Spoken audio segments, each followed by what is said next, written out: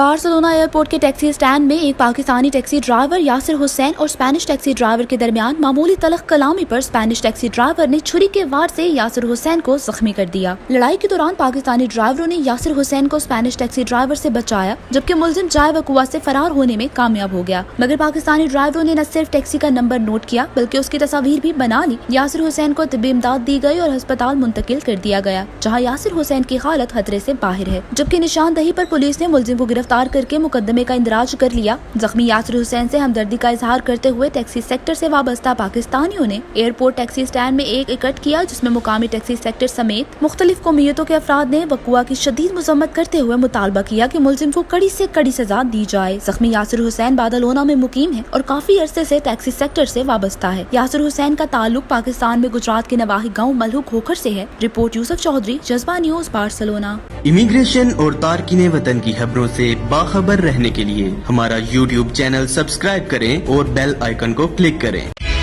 TazaTicket.com से अब घर बैठे अपनी एयर टिकट खुद बुक करें। न किसी एजेंट के पास जाने की जरूरत और न इजाफी रकम देने की झंझट।